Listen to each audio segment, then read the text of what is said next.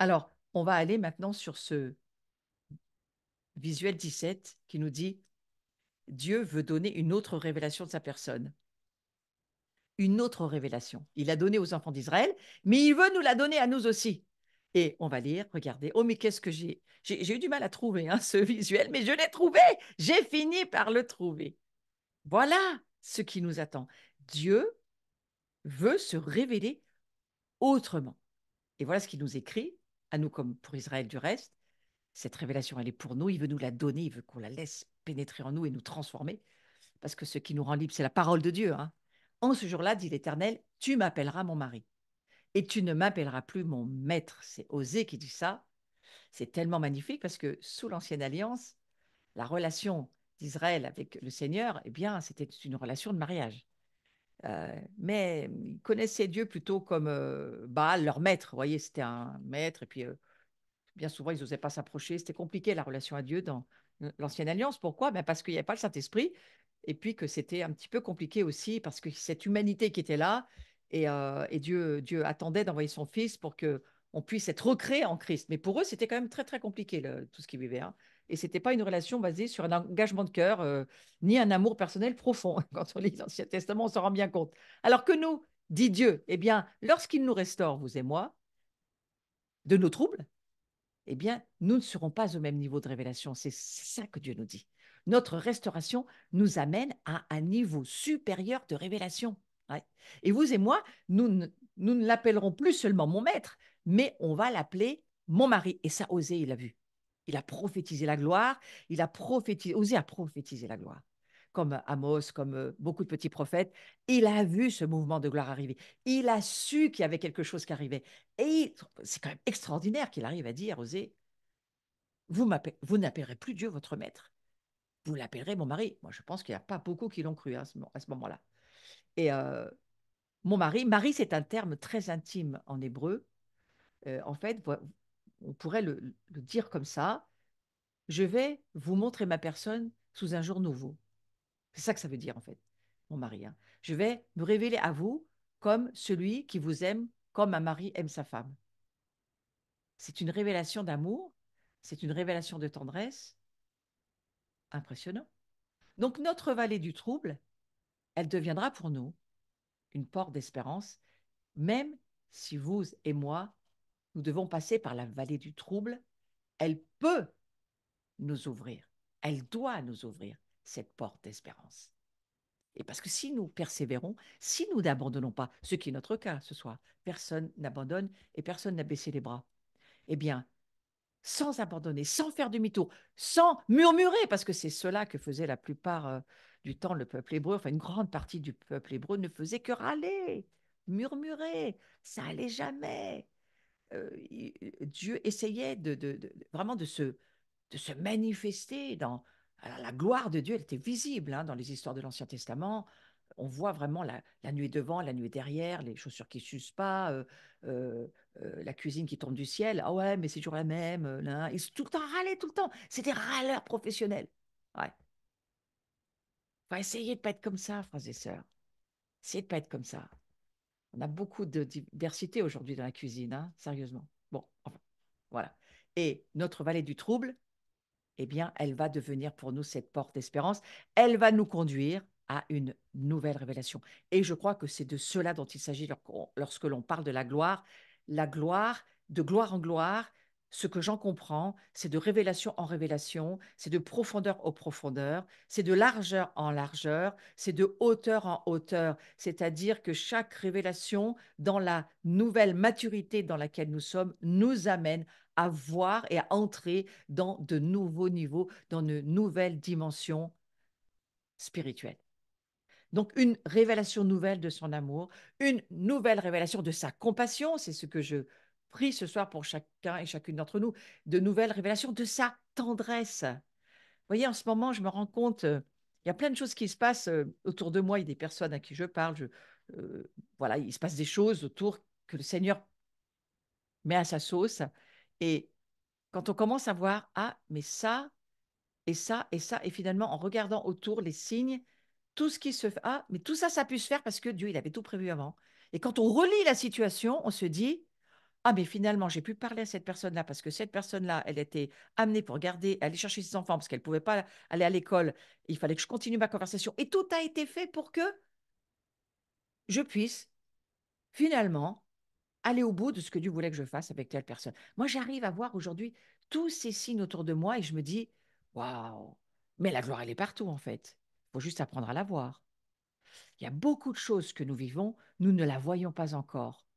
Mais alors que nous allons laisser l'Esprit Saint pénétrer par la parole de Dieu et nous amener à voir par la foi, en entendant ce que Dieu nous dit, et en pouvant rentrer dans des nouvelles dimensions, nous allons totalement être transformés. Et notre relation à Dieu va totalement changer. Et je crois qu'on va voir qui nous sommes de plus en plus vraiment, les enfants de sa gloire, voir qui est de plus en plus Yeshua, le Messie. Et vous verrez que dans la suite du cours, j'ai un petit peu fait un mix entre les révélations que moi je reçois en plein cœur de Mata et Maskin, mais pas seulement, des révélations aussi que j'ai reçues d'autres enseignements sur la sacrificature, sur qui est le Messie, qui est-il pour nous aujourd'hui. Ce que j'en vois en tous les cas, vous allez voir, on va se régaler dans les cours qui viennent, les prochains. Et je crois que ça a à voir avec cette porte du trouble. Ne vous laissez pas troubler, mais utilisez vos troubles. Ne vous laissez pas troubler, mais utilisez les troubles que vous traversez pour pouvoir voir cette porte que Dieu a ouverte cette année pour nous, pour que ça soit pour nous moyen d'avoir de nouvelles révélations, de laisser Dieu nous transformer, peut-être de nous laisser lui révéler des choses qui ont besoin d'être purifiées, sanctifiées, transformées. Une personne à qui vous avez peut-être, dans votre esprit, vous êtes dit, dans votre cœur, vous êtes dit, bon non, mais celle-ci, je l'approche plus, c'est bon, voilà, on s'éloigne pour toujours. Et paf, Dieu vous la remet devant le nez, la semaine d'après. Et il va falloir que vous fassiez un petit chemin dans votre cœur pour dire, oui, mais c'est quand même moi qui avais raison. Mais vous aviez tort d'avoir raison. Parce que Dieu, il s'en fiche que vous ayez raison. Ce qu'il veut, c'est que vous puissiez l'aimer et laisser faire ce trajet parce que ça vous transforme. En fait, chaque épreuve qui est mise pour nous, je crois, doit nous transformer en porte, une porte d'espérance pour nous voir de plus en plus à la ressemblance de Jésus. C'est quand même formidable parce que c'est ça dont il est question. C'est que nous devenions qui nous sommes vraiment, mais de plus en plus. Donc cette vallée du trouble, elle sert à ça. Et elle deviendra de plus en plus, si nous le comprenons, cette porte d'espérance, d'être de plus en plus des enfants de sa gloire.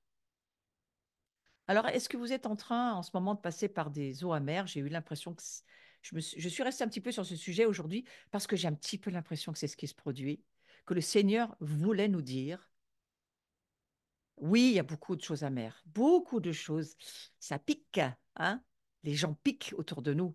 Il y a tellement peu de bienveillance, tellement peu de considération, de même de qui on est. Mais regardez la vie de Jésus, c'était quand même un peu ça. Est-ce que Jésus s'en inquiétait? Non, mais il allait parler à son Père. Il passait beaucoup de temps dans la prière à parler à son Père, qui, à mon sens, était le bon conseiller. Ouais. Et l'Esprit Saint, dont il était rempli, comme nous, parce que nous sommes tel il est, tel nous sommes, il est notre prototype. Je ne crois pas que Jésus se plaignait tant que ça. Mais par contre, il utilisait ces temps pour faire la joie de son Père. Et ça va être ma prière pour nous ce soir, que nous puissions être la joie de notre Père. Soyons la joie de notre Père et laissons cette joie passer et grandir au travers des troubles que nous traversons. Ne regardons pas les troubles comme étant des choses pour nous troubler, mais comme des choses pour nous transformer. C'est une autre perspective. Et je crois que Jésus avait cette perspective parce qu'il connaissait les passages d'Osée et il savait ces choses. Alors si vous êtes en train de passer par des eaux amères actuellement, et si c'est le cas, gardez à l'esprit que ces eaux amères, de ces eaux amères, Dieu il va se révéler à vous d'une nouvelle manière. C'est parce que la porte, elle est ouverte, la porte de l'espérance, de la gloire, elle est ouverte, et qu'il va se révéler d'une nouvelle manière pour vous. Il vous donnera la stratégie comme il l'a fait pour les Hébreux dans le désert. Et peut-être qu'il vous dira, allez, plante, prends le bois. Le bois, c'était la croix, hein, Allez, trempe-le dans les eaux et les eaux vont être transformées, tu verras. Et je crois que si c'est le cas, eh bien, laissez-le parler à votre cœur parce que Dieu veut vous parler. C'est au travers de ces troubles que Dieu va vous parler. C'est une forme de désert, c'est une forme de mort. Mais je vous le redis, c'est pas la mort pour la mort. C'est la mort pour la résurrection, c'est la mort pour vivre, c'est la mort pour la promotion, c'est la mort pour la transformation, pour la gloire, c'est la mort pour le meilleur. Ouais. Alors n'abandonnez pas. Et on va finir avec ça. N'abandonnez pas. Paul, il écrit de manière très personnelle sur des expériences qu'il a lui-même vécues. Des expériences, si vous lisez la parole de Dieu concernant Paul, très, très difficiles. Je vais vous lire ce passage. Et j'ai mis ce visuel parce que j'ai trouvé ça très intéressant. Quand vous voulez abandonner, pensez pourquoi vous avez commencé. C'est intéressant cette phrase. Je l'ai trouvée et je me suis dit, mais bien sûr, il faut penser pourquoi on a commencé. Parce qu'on veut être les enfants de la gloire de Dieu. C'est pour ça, tout a commencé par là. Donc, il ne faut jamais, jamais abandonner. Alors, je vais vous lire 2 Corinthiens, chapitre 1, versets 8 à 10, tout simplement pour finir ce cours et pour aller sur ce que Paul essaye de nous dire. Nous ne voulons pas, en effet, vous laisser ignorer, frères et sœurs, au sujet de la tribulation qui nous est survenue en Asie, que nous avons été excessivement accablés, au-delà de nos forces, de telle sorte que nous désespérions même de conserver la vie. Et nous regardions, comme certains, notre arrêt de mort, afin de ne pas placer notre confiance en nous-mêmes, mais de la placer en Dieu qui ressuscite les morts. C'est lui qui nous a délivrés et qui nous délivrera d'une telle mort, lui de qui nous espérons qu'il nous délivrera encore. Il n'est pas en train de parler de la fin de sa vie, là. Il est en train de parler des épreuves. Il est en train de dire, mais dans toute épreuve, moi, je vais vivre ma résurrection. J'avais jamais lu ce passage comme ça avant de le comprendre dans ce cours. Je dis, mais il parle de la résurrection des épreuves, de ce qu'il traverse. Et que quand il dit qu'on est excessivement accablé, on va tous, si je vous dis qui c'est qui est accablé, non mais levez pas la main parce qu'on est tous les mains en l'air. Hein. On est excessivement accablé par ce monde, Dieu le sait, il le sait. Au-delà de nos forces, oui, il y a des jours où sincèrement, heureusement que nos bras sont attachés parce que je pense qu'ils tomberaient. Hein. Ouais, c'est ça. Et puis, on désespère même parfois, mais de dire, mais comment on va rester dans la foi? Quand on nous sort, on marche sur la tête. Ça, c'est mon expression en ce moment. Euh, ceux qui ont suivi la maison de Jean, vous le savez, on marche sur la tête, sincèrement. Voilà. Mais alors, est-ce que c'est notre arrêt de mort? Le diable, certainement, c'est ce qu'il a mis au-dessus de nos têtes. Mais regardez ce que Paul dit. Tout ça pour placer notre confiance, pas en nous-mêmes. Non, non, ben non, ça ne marche pas. Mais en Dieu. Placer notre foi en Dieu. Placer notre confiance en Dieu qui ressuscite les morts. Paul, il y avait qu'un truc qu'il savait, lui. Parce que lui, il savait qu'il était avant. Il savait qu'il était aujourd'hui. Vous savez qui vous étiez avant. Des pécheurs. Pécheurs, pécheurs. Ouais. Ah, ça, on était, oui. Mais aujourd'hui, on sait qui on est. On n'est plus des pécheurs. On n'est plus des pécheurs. Nous sommes des fils et des filles saints. On est saints parce qu'il est saint. Et lui, il est en train de nous apprendre à devenir saints. Et cette porte de l'espérance, c'est pour nous apprendre et nous faire progresser dans la sainteté, c'est-à-dire la maturité, la mise à part. Hein, ça veut dire mise à part. Eh bien oui, vous n'êtes pas comme les autres. Ne regardez pas vos voisins. Regardez pas ceux qui sont autour de vous. Ne les prenez pas en, en modèle. Mais il n'est pas question de ça. Il est question que vous regardiez Jésus en modèle et que vous considériez que vous avez été mis à part pour ressembler à Jésus. Donc, la barre, elle est haute. On est d'accord. Ouais. Et donc, Paul, il va dire, eh bien voilà, moi, je sais une chose, hein, je ne suis plus le terroriste que j'étais, je suis un homme de paix. Et même si je fais encore le mal que je ne veux pas faire et le bien que je veux faire, je ne le fais pas, je sais qui je suis. Je ne suis plus le gars que j'étais avant. Soyez sûrs de ça, frères et sœurs. Vous n'êtes plus qui vous étiez avant. Vous êtes quelqu'un d'autre et vous êtes en train de progresser. Et si vous êtes en couple, encouragez-vous. Dites-vous, ah mais quand même, on est quand même mieux que ce qu'on était avant, sérieux. Et on fait des progrès. Hein. Allez, un bon petit repas ce soir, en intimité, soit en famille, soit avec Jésus. Vous êtes tout seul, mettez Jésus en face de vous. Mais dites-vous que vous n'êtes plus que vous étiez et que Jésus ressuscite les morts, c'est un problème de vous sortir de nos épreuves. Non, ces épreuves, elles sont utiles et elles nous délivrent de nous-mêmes. Elles nous délivrent des hommes et des femmes qui ont besoin d'un cœur qui s'élargit, qui ont besoin de foi. Dieu nous prépare pour les temps difficiles. Vous allez me dire, ces temps sont déjà difficiles. Oui, mais peux vous dire qu'il y a plus difficile que ce qu'on vit aujourd'hui. Faites 3 heures d'avion, allez en Ukraine, vous allez voir. Faites quelques heures, allez dans certaines régions et vous allez comprendre que chez nous, c'est encore relativement paisible. Donc voilà, ce soir, c'est ce que je voudrais nous dire dans cette prière, parce que Paul va déclarer, hein, nous étions soumis à une telle pression que nous avons même désespéré de la vie. Ça pourrait nous arriver, ça. Oui, oui, bien sûr. Parce que c'était au-delà, c'est ce que Paul est en train de dire, c'est au-delà de notre capacité d'endurer. Et moi, c'est ce que je veux combattre ce soir. Et il y a des choses qui nous amènent au-delà de notre capacité d'endurer. Eh bien, c'est parfait, mourrez, parce que Jésus va vous faire ressusciter. Mais mourrez à vous-même. Je n'ai pas dit allez vous pendre, hein. J'ai dit mourrez à vous-même, mourrez à vos opinions, mourrez à vos j'ai raison, mourrez à j'en peux plus de ça, mourrez, mais mourrez, ne faites plus de bruit, disparaissez en vous-même et attendez-vous à Dieu qui, lui, il va vous donner sa capacité de traverser ce que vous ne pouvez pas traverser.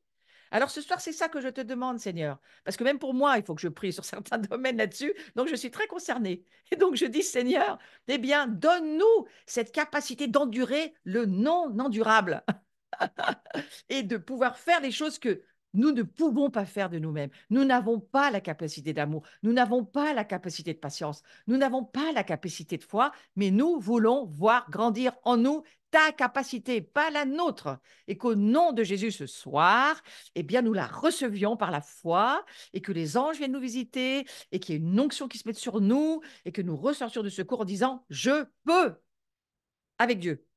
Pas seul, mais avec Dieu, je peux. Et si c'est vous supporter vous-même, eh bien, je vous promets que vous le pouvez. Parce que Dieu, lui, c'est pas qu'il vous supporte, c'est qu'il vous aime. Alors, c'est pas tout à fait pareil. Voilà, je vous souhaite une belle soirée et que vous puissiez passer une bonne fin de semaine à chacun, à chacune. Je vais faire quelques annonces rapidement et on se dira au revoir. Très vite. Alors, on va se revoir. Vous savez que je pars au Vietnam, hein, dimanche pour 10 jours. Donc, je vous retrouverai la semaine d'après. Mais vous aurez le temps de réécouter quelques enseignements si je vous manque, hein. Voilà. Mais vous me manquerez aussi, c'est sûr. Alors, quelques petites annonces qui vont arriver bientôt, je pense. On va avoir la journée du 23, ça c'est sûr, du samedi 23. Ça sera sur les émotions et la libération sur tout ce qui va être un obstacle à cette